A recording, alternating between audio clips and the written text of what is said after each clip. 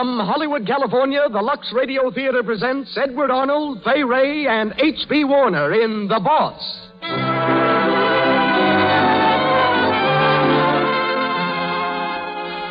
Lux presents Hollywood.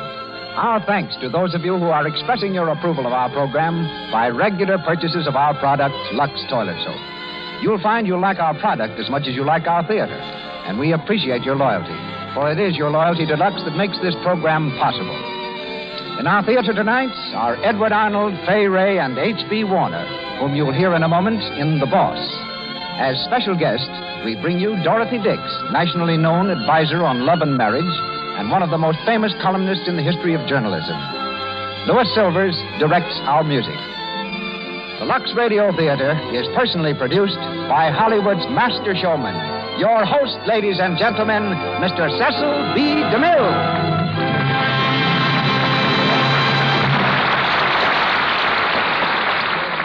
Greetings from Hollywood, ladies and gentlemen. Edward Arnold has long been familiar with the role of Mike Regan in Edward Sheldon's melodrama, The Boss, which we present tonight. As a stock company actor, Mr. Arnold played the role in St. Paul and Utica, where it served, somewhat ingloriously, to take him from the stage to the screen. He arrived in Utica, worn out from 2 exhausting years of work and worry. He was further distressed by an offer to make silent pictures, which he didn't know whether or not to accept. It all had a devastating effect on his performances in The Boss. Try as he would, Mr. Arnold couldn't get through an act without forgetting his lines. The rest of the cast was frantic. They begged him, they flattered him, they threatened him. Eddie, in turn, promised and tried desperately and failed. At last he confessed it was the movie offer that was upsetting him, and earnestly asked his furious director what he thought of his chances on the screen. "I don't know," the director exploded. "But if you do accept, you'll be doing a tremendous favor to every actor and director in stock." This appeal to his public spirit so touched Mr. Arnold that he left the stage, became a film star, and fooled his old associates by turning into one of the most dependable actors on the screen. Our other stars are Fay Wray and H.B. Warner. Miss Wray advanced to stardom from Hollywood High School. While still a student, she played extra parts, and in turn became a Western heroine, a feature player, a comedienne, and finally a star. In our play, she's Emily Griswold. My association with H.B. Warner dates back to the time he became the original star of Alias Jimmy Valentine. When we both came to Hollywood, one of the first roles he played for me was in The Ghostbreaker, in which he was locked in a prison cell with 12 large rats. The property man was unable to get any black rats, so we secured some tame white ones and covered them with lampblack. But while we were shooting the scene, the fastidious rodents, instead of attacking Mr. Warner, calmly sat up on their haunches and proceeded to lick off the lampblack with apparent delight. Since then, he's become celebrated for his spiritual characterizations, starring for me in The King of Kings, and recently for Columbia Studios in Lost Horizon. For us tonight, he plays the Archbishop. And now the Lux Radio Theater presents Edward Arnold in The Boss with Fay Wray and H.B. Warner.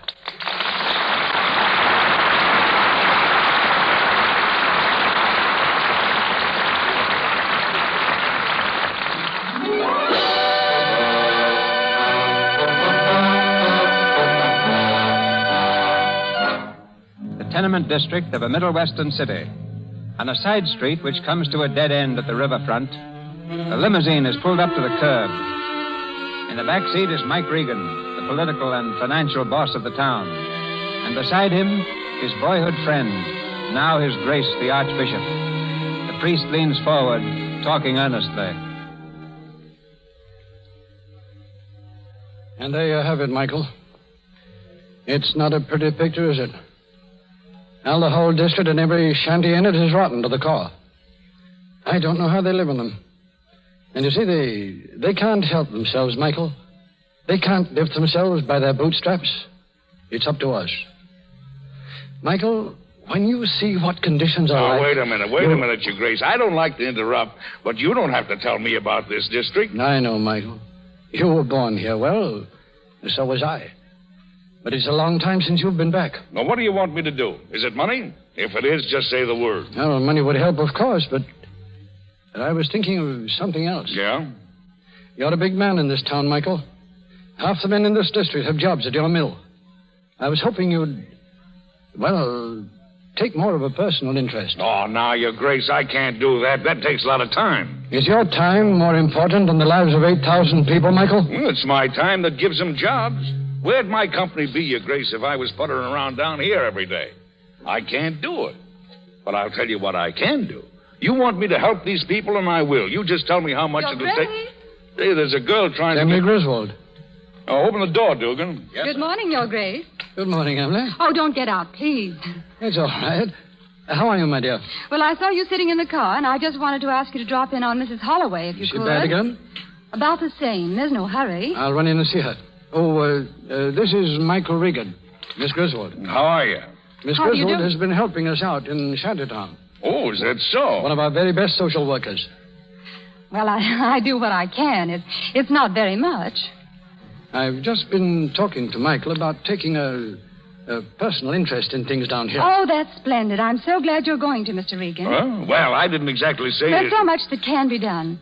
If only people would understand that money alone doesn't help very much. Oh, yeah, that's right. Yes, that's just what we were saying. But, Emily, perhaps you and Mr. Regan ought to talk things over. Why, of course, anytime. I've a lot of ideas, Mr. Regan. Oh, well, that's fine. What about tonight? Oh, I couldn't tonight. Tomorrow? Well, I'm pretty busy all day. But I usually go for a ride in the park before breakfast. You mean a horseback ride? Why, yes. Well, it's a little out of my line, but I've always wanted to try it. Well, good. I'll see you then. Yeah, sure. Goodbye, Your Grace. Goodbye, Emily. Well, Michael? She's a nice girl, isn't she? Huh? Real high society, huh? You meet all kinds in social work. Yeah. Well, I'm glad you've changed your mind, Michael. Yeah, You wouldn't fool me, would you, Your Grace? Oh, you won't regret it, Michael. No, I don't think I will. No.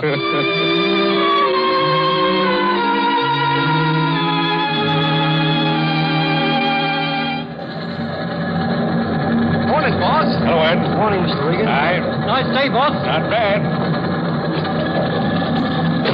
Good morning, Mr. Regan. Hello, Davis. Out riding this morning, sir? Yeah, I'm getting so I can almost stay on a horse now. Hello, Porky. Hi, boss. Waiting to see me? Yeah. All right, Davis, outside. Yes, sir. The mail's on your desk, sir. Thank you. Well, Porky. Well, he's come, just like he said he would. Oh. That young Griswold guy. All right. Did he say what he wanted? No. But I only need one guess. It's probably about them contracts you've been taking from under his old man's nose. Well, what about him? I was just wondering what you was going to do. Well, I'm going to keep him, of course. I got him fair and square, didn't I? Sure.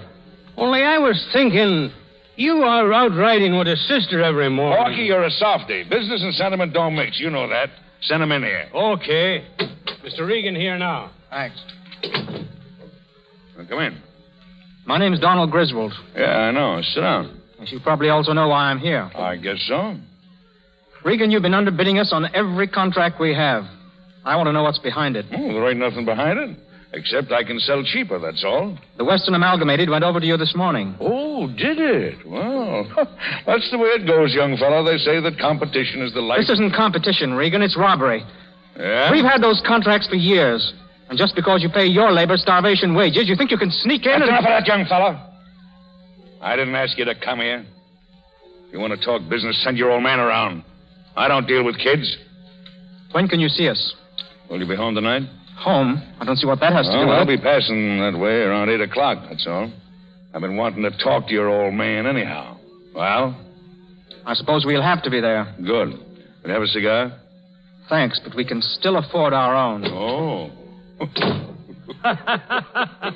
Kid's got gumption, Mike. Yeah, I guess it runs in the family.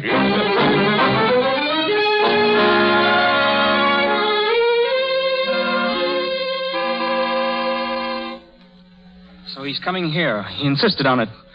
I know what's in his mind, Dad. He thinks because he's got us in a hole, he can use us for a stepping stone. Well, he won't. Donald, my boy, there's no use in getting excited. Regardless of what this man Regan He's is... a dirty, blackjacking swindler. Regardless of that, he has us right where he wants us, Donald. Those notes, they're due on the 1st. If we fail, I can't meet them. Those banks will go under like that. We can't take that chance, son. Yes, I know. If we only had time. If I could only get him to keep his thieving hands off the Western contracts for 1 month. That's all I'd need. Just a month. What could you do? I'd get his men out on a strike. Oh, you couldn't do that. Couldn't I? They're like a powder magazine just waiting for a match. How many of them are there? Over 3,000. And sick to death of being rounded up like steers with a gang of toughs for cowboys. You know why those people in Shantytown can't buy food for their kids? Because Regan pays the men starvation wages and then takes it away from them in rent. He owns the whole district and charges them sky-high prices for living quarters that aren't fit for animals. Are you sure of that? That he really owns that property? Yes, of course I am. Oh, he's kept it quiet, all right. He's afraid it might interfere with his social climbing. I tell you, Dad, that wait. fella... Come in. Yes, Mitchell? I beg your pardon, sir. There's a Mr. Regan to see you. Oh. Show him in, please. Yes, sir. You'll find Mr. Griswold in the library, sir. Okay, here's $1 for you. Oh, no, sir. Oh, go on, take it. I'm sorry, sir, but I can't. Okay, buddy, it's your loss. Got a snipe. Quiet, Donald. Hello, gents.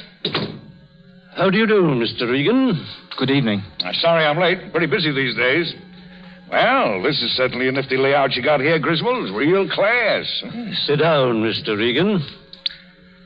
I don't want to take up too much of your valuable time. Okay, let's get at it. I'll go straight to the point, Regan.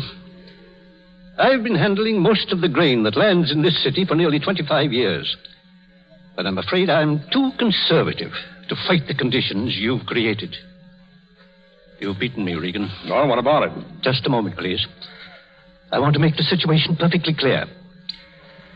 For a good many years, I've also been rather prominent in the direction of 3 important banks. Yeah, the People's Trust, the Union Guarantee, and the Farmers' Loan. Yes. Yeah, and they've put up the money you've been fighting me with. You'll file your bankruptcy petition within a week. There'll be a run on those banks, and they'll go to blazes so quick, they'll never know what struck them. I know. If you take over my business now, you'll shake the credit of the whole state. I don't give a hoot for the credit of the state. I can hang on through any run. Mr. Regan. But you can. Say, do you know where a run would land you? Right in the county jug, with a steady job as a laundryman washing undershirts. Regan, give me 6 months before you take over the Western. I have some loans coming in. I'm sorry, mister. 4, then. At the end, you'll get the business just the same. Sure. But I think I ought to make a moral example of you, Mr. Griswold. What? Yeah. What do you think the folks in the Fourth Ward are going to say when they hear that all their savings have gone blah? Sure, there are a lot of hooligans and that wouldn't know a cream to mint from a grand piano. But what are you going to tell them, Mr. Griswold, when they up and smash your beak off on the way to jail? I assumed you came here to talk business, Mr. Regan. I can see it's hopeless now. Forget it. The trouble with you patent leather guys is you can't see a joke when it jumps up and hits you in the teeth. I'm trying to make it tough for you. I was only kidding. Hey, what do you say to a compromise? Compromise? That's the idea. A bunch up of the 2 firms. You mean an amalgamation? That's right. But my mouth's too full of teeth to say it. Well, what do you say? An amalgamation. No, you can't do it, Dad. I've got to think of those depositors. I know that, but he's got something else up his sleeve. He must have. Why don't you lay it on the table, Regan? You're a sharp young feller, ain't you? Well, you called my bluff, and I don't mind showing my hand. Mr. Griswold, I didn't care nothing about squaring things up this way when I started in to grab your business. I've been thinking. And right now, I'd like to make up good and close to you because... Because what? Well, because I want to ask your daughter if by any chance she'd mind being Mrs. Regan. What? Marry me, that's what. Get out, Regan. Get out and stay out. What do you mean? You heard him. Get out. Oh, so I'm canned, huh? Yeah, I get the bum's rush, huh? Well, let me tell you something, you stuffed shirts. I got you where I want you, and by heaven, I won't let go till you're squealing like a couple of stuck pigs. We know what you can do, and we're telling you to get out. Father, Donald, what's the matter? Oh, good evening, Miss Emily. Go upstairs, Emily. No, I won't. There's something wrong. Will you please get out of here? What for? Miss Griswold's a pretty important person in this business. Let's see what she's got to say. About what, Mr. Regan? Emily, my I guess dear. I better do the talking, mister. Listen, Miss Emily. Well? I ain't seen you more than 4 or 5 times, but I'm no slouch when it comes to making up my mind. So here goes. I'm 38 years old, never had a sick day in my life. I don't gamble or play the races, and I never got mixed up with women because I've been on the jump all the time, I suppose, and they tell me that women takes up a lot of time. But now I'm getting along, and I've made my pile, and I feel like settling down and having someone pour my coffee in the morning and put my carpet slippers on the radiator at night. You mean... I guess you're wise. I want you to marry me. To get a social position for his dirty politics. Young fellow, I can put this through without your button in. I know you can help me, Miss Emily, and I ain't ashamed to say it. But that ain't the reason I want you. Isn't it? No. I'm crazy about you, that's why. Yes, he's offered to buy you, Emily. He's offered Dad a partnership. I've offered him more than a partnership, young fella. I've offered him a chance to hang on to his good name. What do you mean? It's nothing, Emily. No, nothing. listen, Mr. Griswold. Your father's borrowed money from 3 banks. He just happens to be a director in them, that's all. When he goes bankrupt, they'll stop payment, and Mr. Griswold, the ex-game king, will hide his head in shame. Dad! What's more, those laborers of mine that you're so stuck on in Shantytown, they'll lose every bit of dough they ever managed to scrape together. Dad, is this true? Yes, Emily. But they have so little. It means everything to them. I don't suppose there's anything else you'll take, Mr. Regan. You wouldn't offer that partnership on any other basis. No, ma'am, I wouldn't. But I'll tell you what I will do. You take me up on my proposition, and I'll do better than the partnership. I'll give your father back half the contracts I took from him. On the day of our wedding, I suppose. Emily, don't be a fool. I'm not a fool, Donald. Good night, Mr. Regan. You mean you won't? I said good night, Mr. Regan. Okay. Good night. Who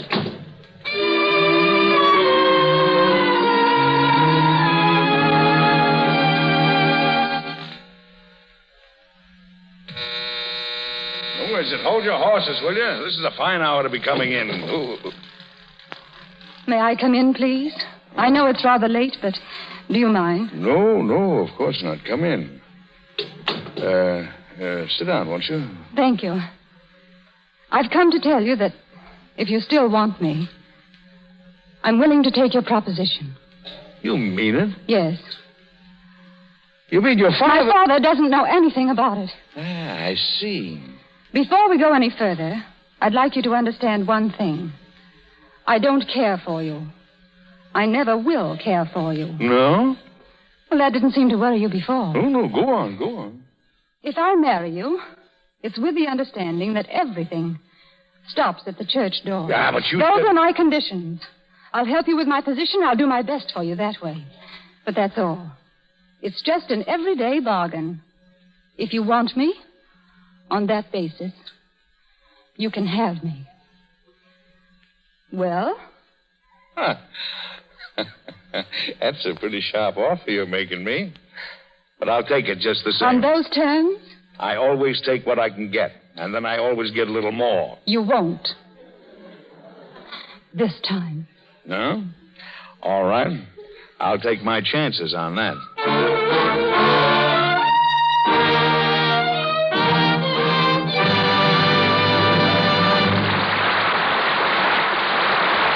And so ends Act One of The Boss, starring Edward Arnold, Fay Ray, and H.B. Warner. In a few moments, our stars will return in Act Two. Let's take advantage of this short intermission to play a little game. We're going to give you some bits of neighborly gossip about the screen stars, but we won't give you their names. See if you can guess to whom each item applies. You'll want pencil and paper for this. There will be 5 questions. Ready? A young lady who knows all the answers will read the questions, and at the end of each, give you the right answer and tell you how much credit to give yourself if you're right. Are you ready? Question 1. We don't usually associate screen stars with homely domestic chores, but there is one Hollywood beauty who is frequently seen doing her own marketing. Do you know who she is? The answer is, and if you're right, give yourself 15, Miriam Hopkins. Question 2. Screen stars, poor dears, are usually too busy on location to go off on a honeymoon. One of them, however, recently determined nothing was going to interfere with her long-dreamed-of jaunt through Europe with her new husband. And off she went. Can you name her? The answer is Claudette Colbert. 15 for that one, too, if you have it right. Claudette Colbert. Question 3. To be included among the first 10 box office draws is the goal at which all screen stars aim. Recently, a young unknown came to Hollywood and took the country by storm with her first picture. She is the first woman star since sound pictures came in to reach that enviable first 10 spot in the short space of 1 year. Do you know her? The answer is Sonia Henney. Take 15 credits if you got that one. Sonia Henney. Question 4. One of our most charming Hollywood lovelies has 2 sisters in pictures. Equally lovely, but not as well known. Who are these 3 little maids? They look alike, too. Did you get it right? Loretta Young, Sally Blaine, and Polly Ann Young. You can have 15 for that one. Loretta Young and her 2 sisters. Question 5. The camera shows up the tiniest complexion flaw. Screen stars must keep skin smooth and clear at all times. What famous screen stars use LUX toilet soap to guard their priceless complexions? I know the answer to that one. There are too many to mention. For actually, 9 out of 10 screen stars use LUX toilet soap. These famous beauties wouldn't dream of letting their pores become choked with dust, dirt, and stale cosmetics. They know that pores choked in this way cause cosmetic skin, dullness, tiny blemishes, and enlarged pores. LUX toilet soap's active lather removes thoroughly dust and dirt, stale rouge and powder, leaves skin soft and smooth. That is certainly the right answer, Mr. Ruick. You can take 40% for it, and so can all the women in the audience who got it right. That brings us up to 100%, and that's as it should be. For LUX toilet soap is mighty important to women everywhere. It helps them score 100%, helps to put them over the top. And now, Mr. DeMille and our play. We continue with The Boss, starring Edward Arnold, Fay Wray, and H.B. Warner.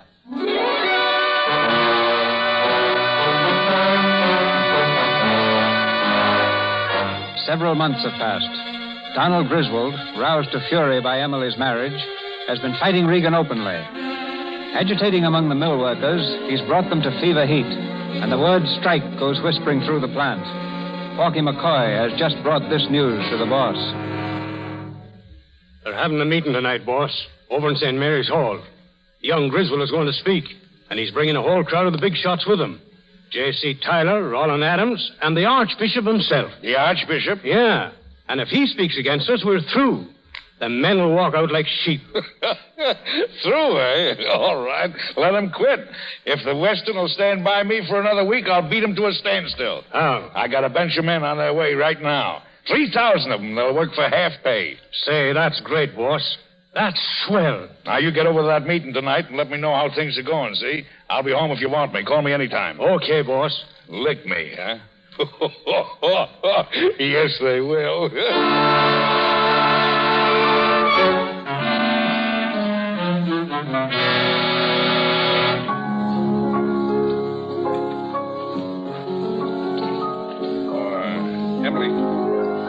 Emily.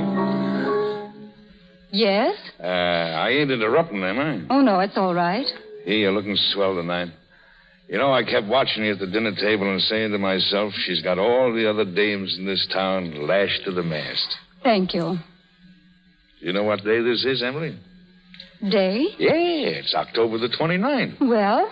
Well, think back 6 months and, well... Oh, yes. Yes, I'd forgotten. Yeah, well, I ain't. So I took the liberty of buying you a little something.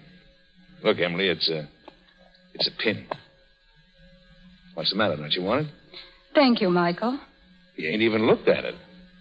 It's a diamond frog with emeralds in it. Look. Here, let me put it on. Oh, no. If you don't mind, I'd rather not. I see. That's the second thing I bought you that you won't wear. You're certainly not breaking down any, are you? You said you'd take your chances. No, I'm not beefing, but I thought... Okay, Emily. I won't bother you anymore. I'm sorry, Michael. But that's the way it has to be. Mr. Regan, sir. Well? There's a call for you, sir. Will you take it in here? Yeah. Yes, sir. Hello. Yeah, Porky. What? Oh, yeah. Sure. I'll see him. Yeah, I'll see him in the office in 10 minutes. I got to go to the office. I guess you don't mind much. What's the matter? Oh, they're sending a striker over to give me their terms. Their terms. You're not going down there alone. Yeah, You can't do that. You mustn't. Why? Well, I don't want any trouble, Michael. Oh. For a second there, I thought you was thinking about me. I'll call you later.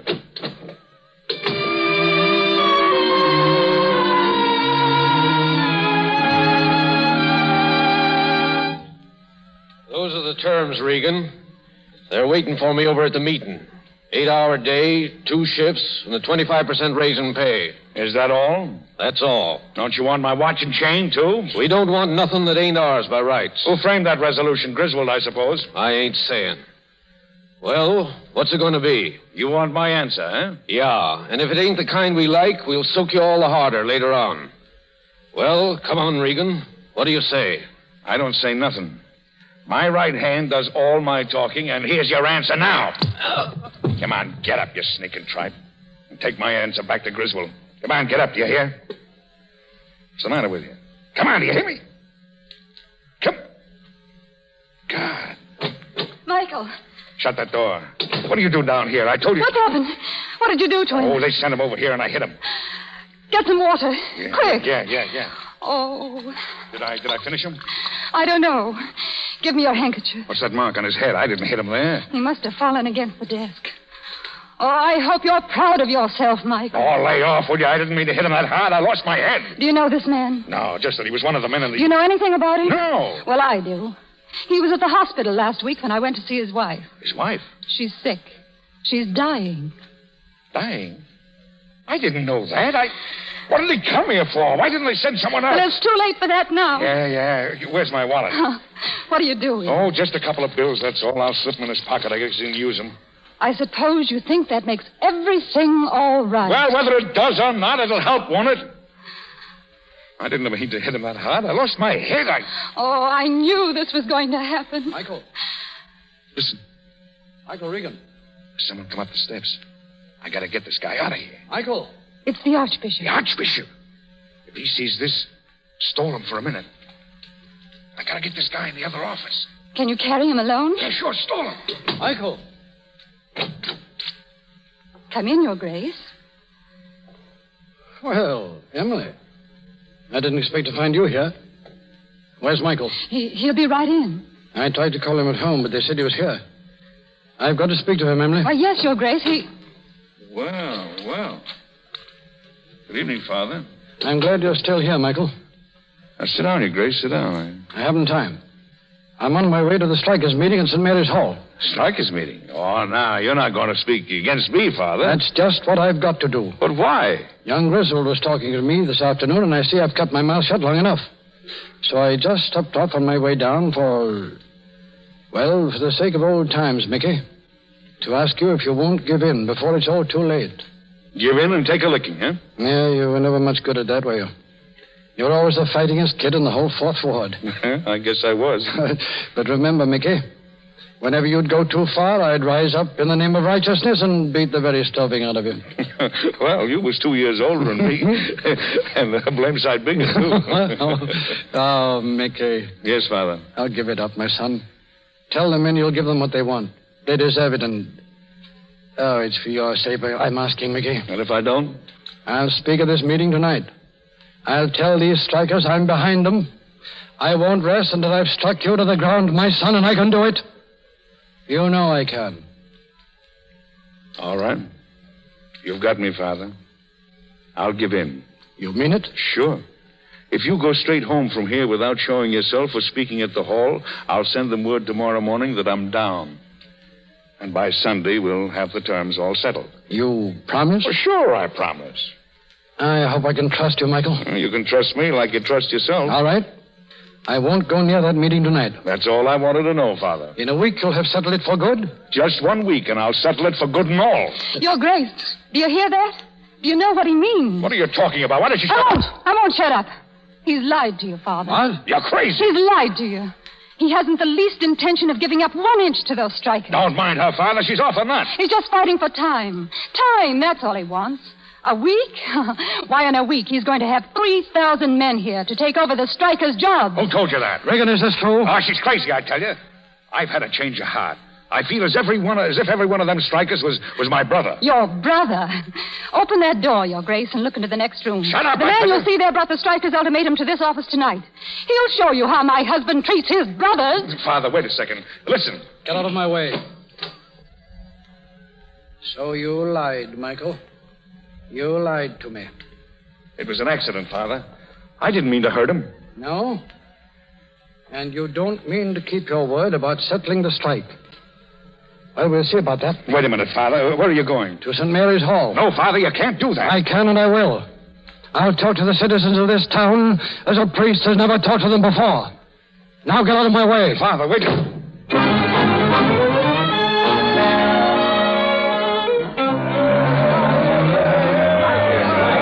heard these men speak to you. You've heard me. We've all told you that a strike is the only solution. Quiet! Now listen to a man whose one thought in this world is the welfare of his people. His Grace the Archbishop.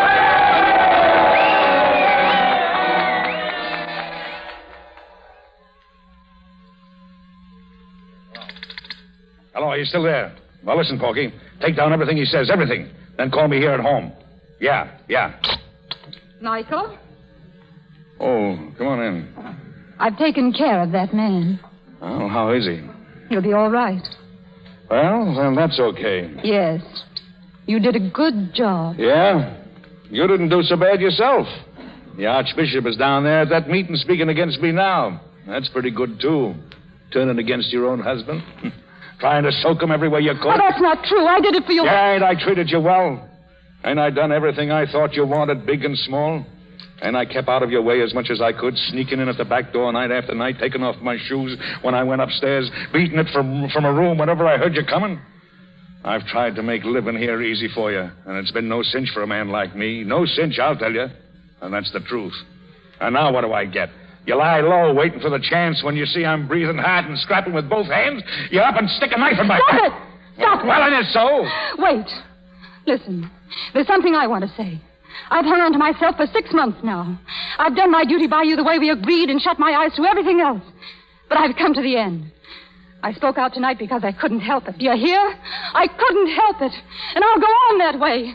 Unless you give up this shameful fight. Give up? I don't know how. Then I'm through with you, do you hear? I'm through with you.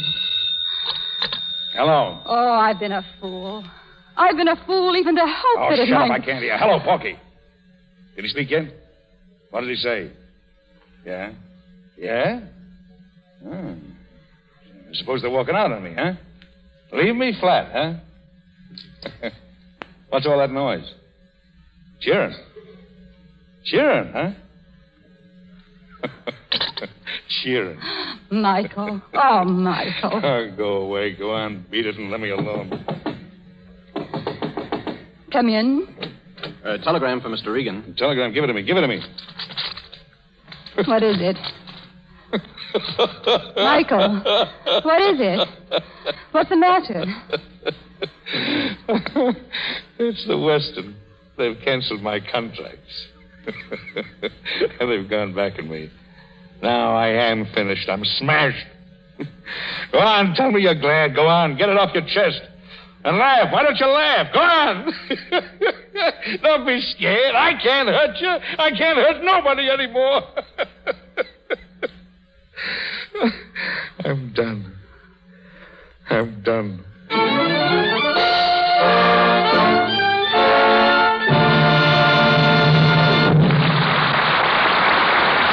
pause for station identification. This is the Columbia Broadcasting System.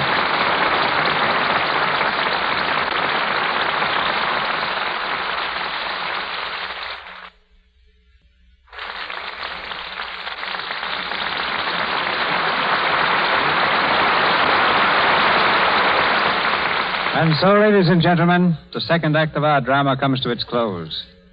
Our stars will be back in a moment, though, to continue this story of a mismated man and woman. Into the Lux Radio Theater now steps a lady internationally known for her advice on matters of marriage. Her name is Dorothy Dix. You've doubtless read her famous column that's syndicated in newspapers the world over. At the moment, she's sitting in the study of her home in New Orleans, behind a carved oak desk, across which the troubles of millions of persons have come to her. Miss Dix has just recently celebrated her 41st anniversary of the Dorothy Dix column, and yet that study is just as full of life, of interest, and of compassion as ever before. Tonight, for the first time in her life, she speaks over the radio. We're honored to welcome her on the air, and it's my privilege to extend the stage of the Lux Radio Theater to her now. Miss Dorothy Dix speaks to you from New Orleans.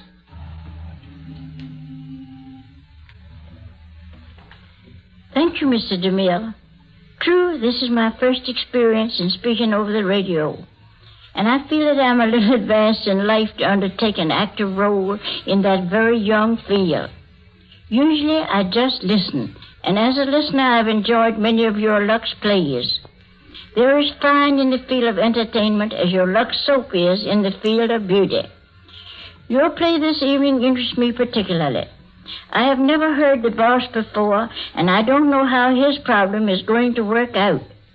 However, I've known many Michaels and Emilys, though their problems have varied in 1,000 ways from the one we find in this particular drama. Although it is not possible to cover uncongenial marriage with one blanket of advice, I do want to say something about husbands and wives who find themselves at odds with each other, all their dreams of happiness shattered, and who are tempted to call marriage a failure and throw up their hands and quit cold. I contend that this is nearly always a mistake, and that there are very few marriages, even if they've gone on the rocks, that cannot be salvaged. How would you do this? Of course, there is no foolproof recipe for making a marriage a success, but there are a lot of things you can do that will help to keep one a going concern. And my first suggestion is not to be in too great a hurry to buy a ticket to Reno. Give your marriage a chance to gel. Don't call it off before you've made an honest try of it. It takes a lot of time for any business to get on its feet and for partners to learn to adjust themselves to each other. Many a business that tottered on the verge of bankruptcy has, in the end, made millions for those who had the grit to stick to it and see it through. And many a marriage that gets off to a bad start finishes in a glorious burst of happiness. My second suggestion is treat your husband or wife as you would like to be treated. If you crave affection, be a great lover yourself. If you hunger for appreciation, never forget to show it. My third suggestion is look for the virtues of the one to whom you are married and shut your eyes to his or her faults. There is a lot of self-hypnotism in love, and we can find in our mates what we want to find if we try hard enough. Don't forget that an ounce of tact will go farther than a ton of arguments and reproaches. And hold fast to the thought that husbands and wives do fall in love with each other, and many disgruntled ones find a happy solution to their difficulties. And if all of your efforts to make a happy marriage fail, still you profit, because you have enriched your soul and fortified your character. You have not cheated yourself out of all that is good and strong and rich in life by turning quitter. These thoughts I leave with you. I'm happy to have talked with you, and I will now join you as a listener, for I, too, want to know how the boss is going to solve his problem. For your 3 suggestions, Miss Dix, accept our gratitude. We're back now in Hollywood, presenting Edward Arnold, Fay Wray, and H.B. Warner in The Boss.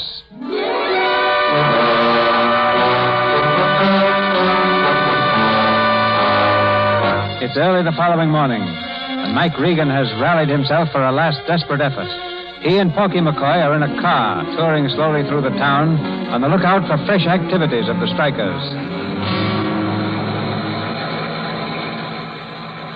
You oughtn't to be here, boss.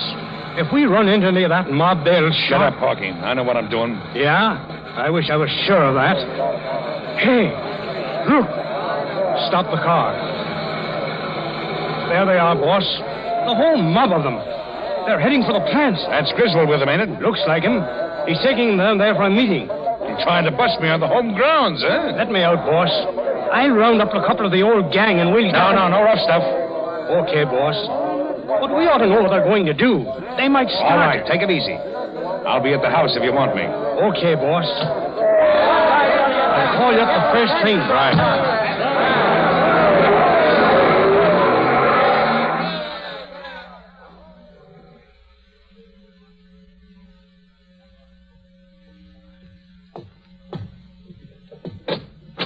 Michael?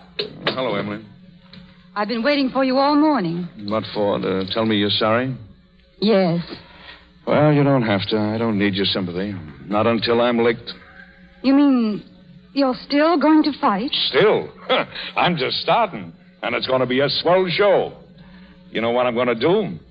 I'm going to turn the grain traffic from this town to Montreal. What? Yeah. I sent a wire last night to the shoreline offering them half present rates if they'd unload at Montreal.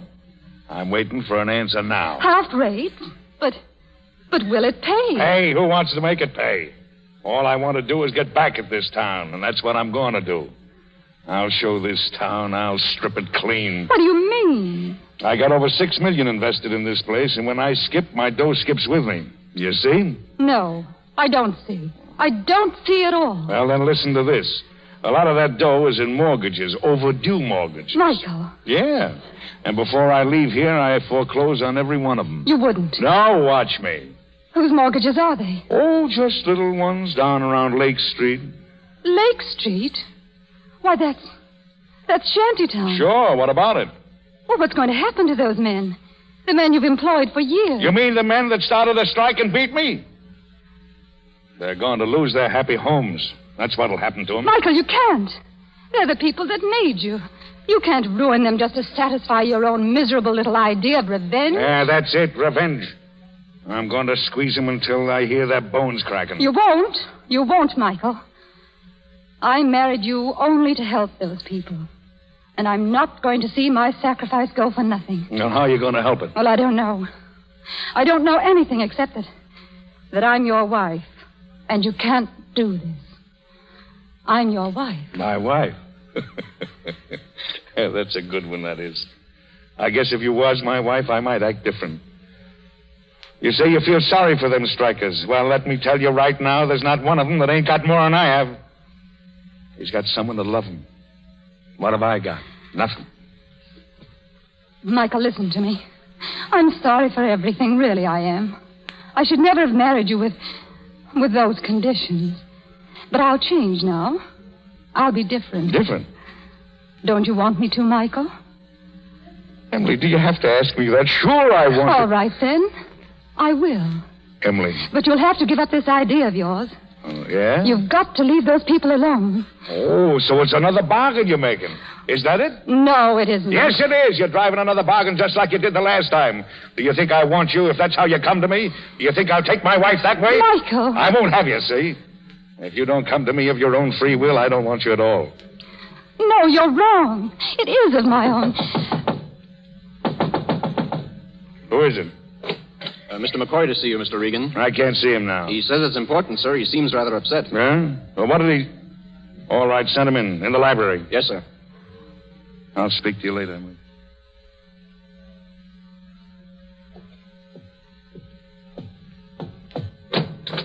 Boss.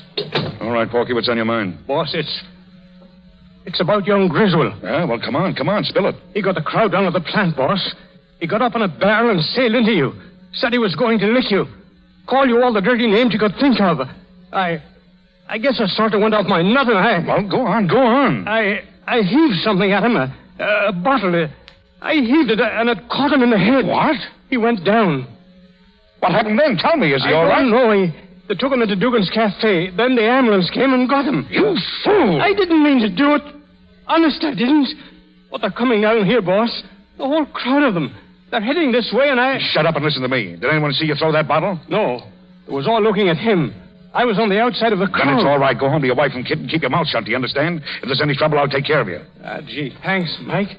I knew you'd fix it up for me. Go on, get out the back way. I'll take care of you. Oh, Emily, I want to talk to you. Michael, what's the matter? What do you mean? Look out of the window. That crowd of strikers. What do they want? Well, it's all right. Just take it easy.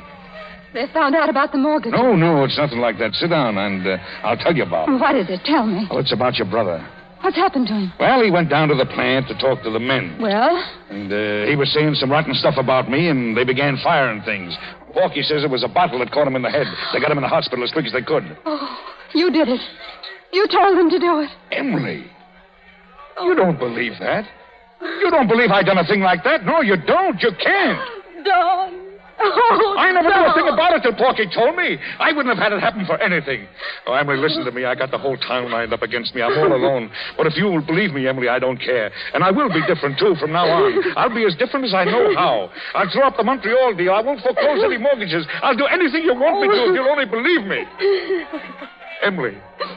Don't touch me. Emily. Don't come near me. Oh, you don't think I've done it. You don't. You did it. I know you did it. Oh, but just a moment. Get out of the way. Mr. Regan? Yeah. I'm Inspector Kennedy from Police Headquarters. I've got a warrant here for your arrest. You'll have to come along, Regan. Well, can you wait a minute, please? Just a minute. Emily. Emily, listen to me. I didn't do it, so help me God, I didn't. Emily. All right, Inspector. I'm ready now. Here,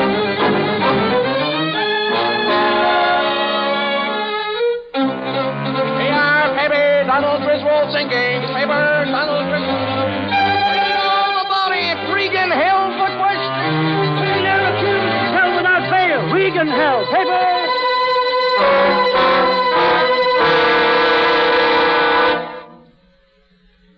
Michael, why didn't you tell them the truth? They'd let you out of here right now if... If I turned around and blamed some poor sucker who don't know any better? No, Your Grace, I'm the guy that's responsible.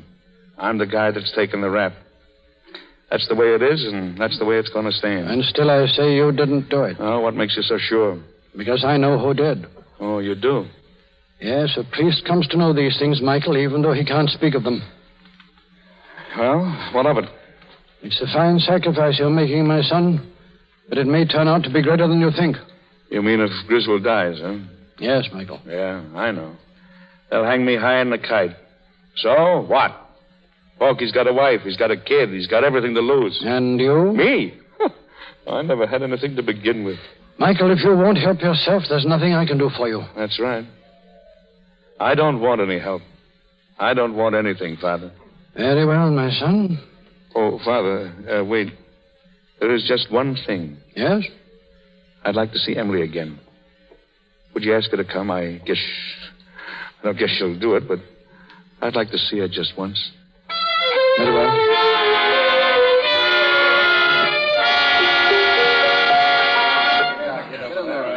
Name, please. I'm Mrs. Regan. There was supposed to be a pass for me here. Yes, ma'am. Here you are.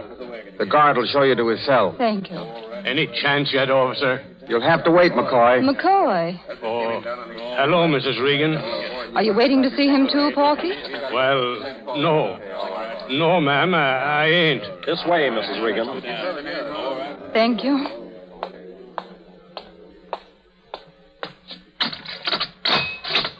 Five minutes, Mrs. Regan. Emily. How are you, Michael? Oh, I'm all right. I'm glad to see you, Emily. Did the Archbishop tell you... I haven't seen the Archbishop. Huh? No, I've been at the hospital since yesterday. Oh.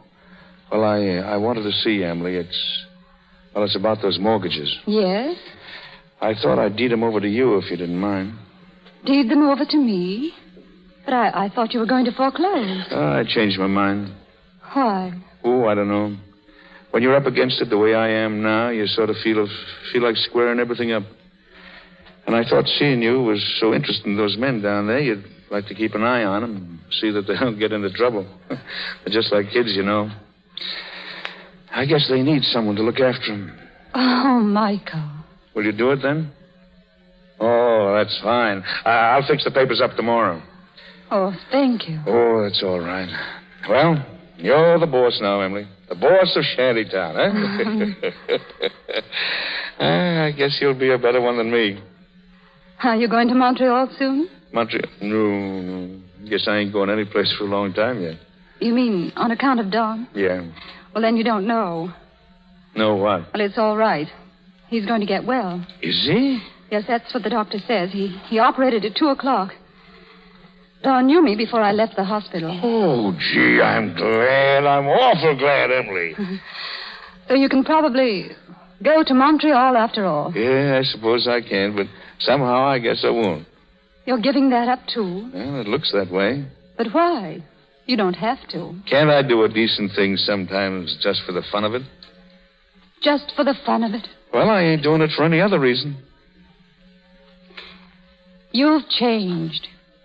Me? No. I'm just the same as I always was. Well, then I've changed.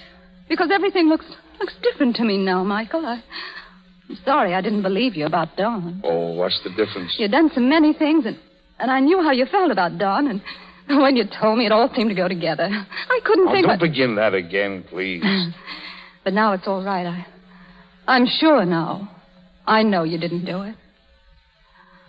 You believe me? Yes, I do. And you've got to forgive me for not believing you before. Quit it, Dawn. But I'll make up for it, you'll see. I'll make up for it, I promise. You mean you... No, Emily. I know you're just saying it to make things easy for me, but... Oh, no, I'm not. Sure you are. We can't pick it up now.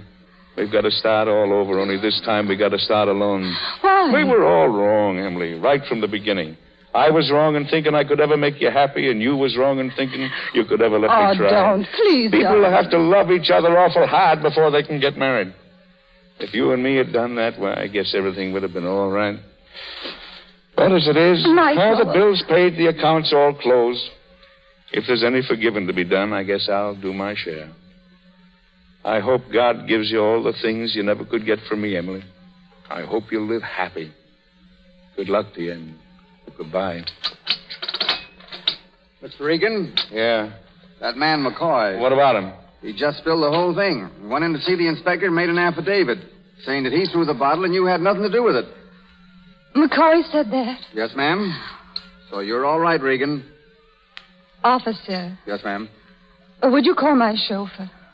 I'm going to take my husband home. Sure, Mrs. Regan. Emily. Michael, is that your overcoat? Yeah, but... Well, here, put it on. And be sure to button it up. It's chilly out. And your hat. Oh, wait. I'll show you how you'll have to wear it now. Not tilted over your eye like that, Michael. Straight, or almost straight anyway.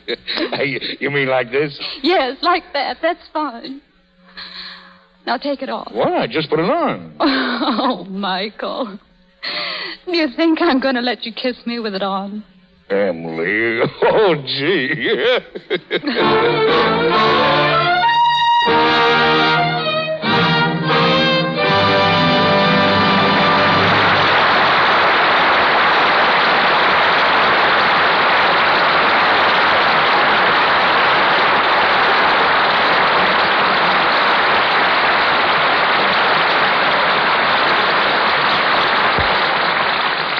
And that, ladies and gentlemen, concludes our presentation of The Boss and paves the way for a personal meeting with Edward Arnold and Fay Ray. Many thanks, Mr. DeMille. It's such a pleasure to be here, and it gives me another opportunity to thank the sponsors of this program for their wonderful product.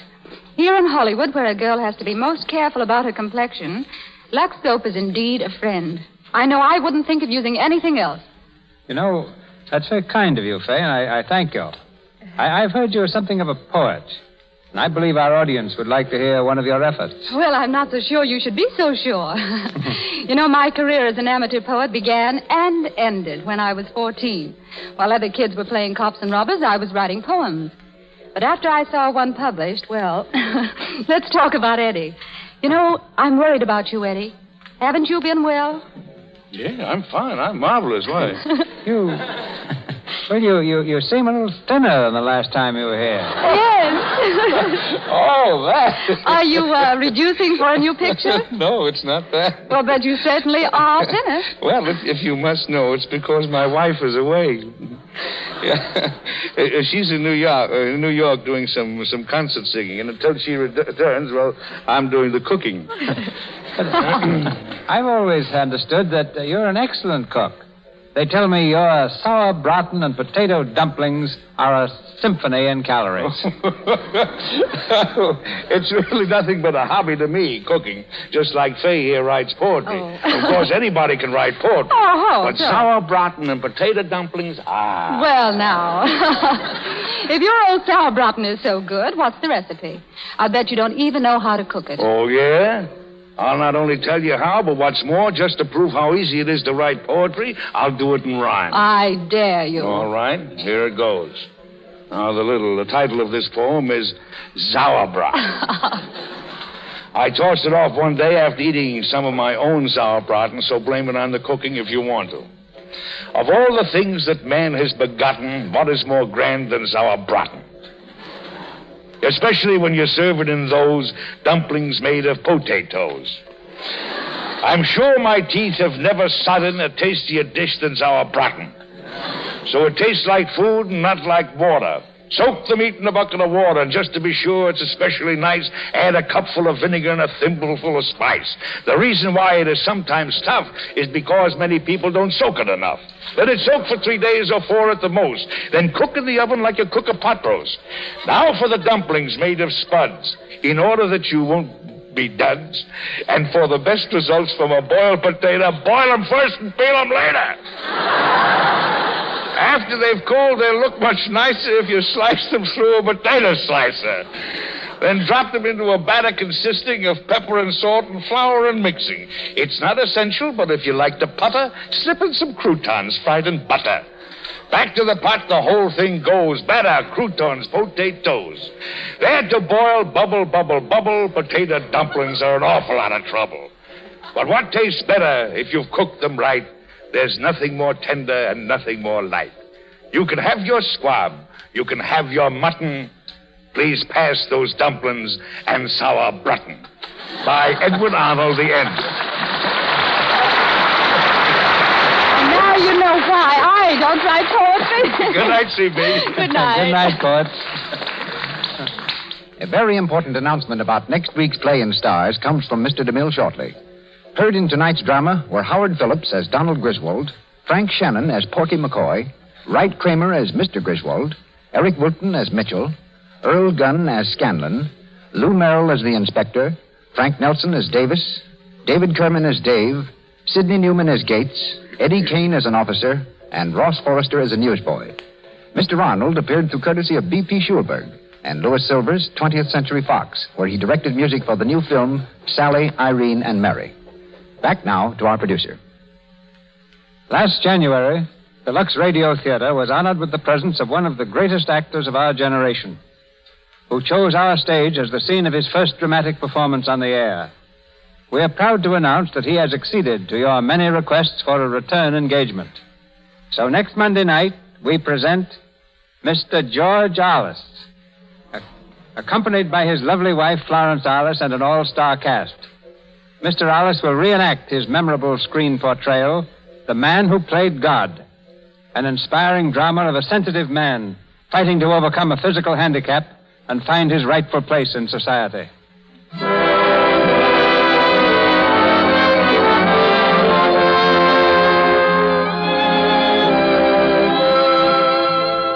Our sponsors, the makers of Lux Toilet Soap, join me in inviting you to be with us again next Monday night when the Lux Radio Theater presents George Arliss in The Man Who Played God with Florence Arliss.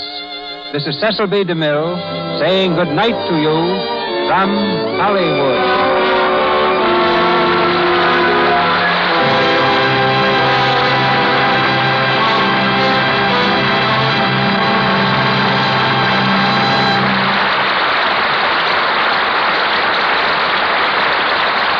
Has been Melville Ruick. This is the Columbia Broadcasting System.